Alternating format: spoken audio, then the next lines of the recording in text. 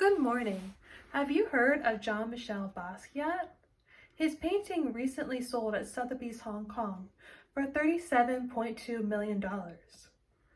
That painting was a cover of The New Yorker in the 1980s.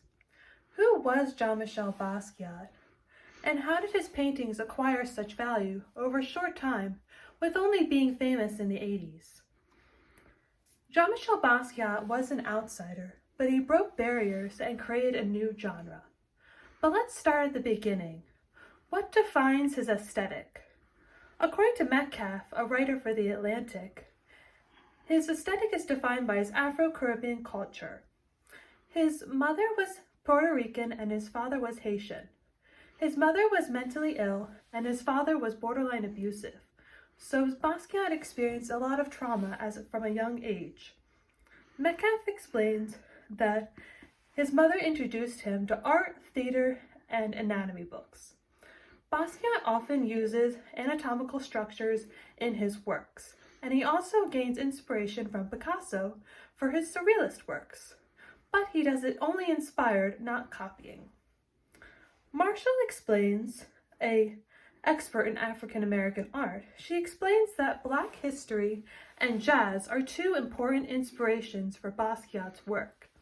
We can see that in this piece, an untitled piece by Basquiat done in the 1980s. We see here that there is an African American figure with a crown. Basquiat often included people of color with crowns in his works. He wanted to show them in a different light, see them as royalty. We can also see the jazz inspiration through the improvisation of the designs. A lot of the designs are seemingly random, or the colors don't seem jointed together, but this is all Basquiat's unique design. Basquiat fuses graffiti with fine art. According to Metcalf, Basquiat used a surname, Samo, meaning same old shit, to write riddles over New York City. He wrote these riddles being as a social commentary and also dealt with wordplay and the different languages that Basquiat spoke. According to Marshall, even though Basquiat gained some popularity through these graffitis, he did not make it into the art world as easily. But unfortunately, due to his race, he did not meet the art world's standards at that time.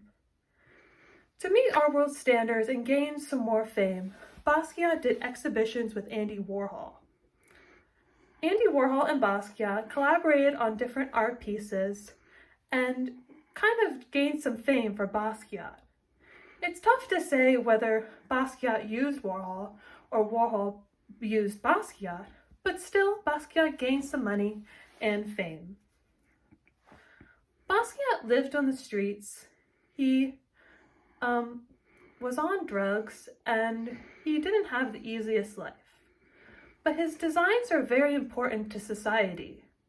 They show African Americans in a different light. They show someone's culture. They're all very important things, but unfortunately Basquiat did overdose on drugs in the late 1980s. So, is his work still relevant to today? It is seen from many viewpoints. Or is Basquiat just a product of his time? Will he be relevant to the future? That only time will tell. Thank you.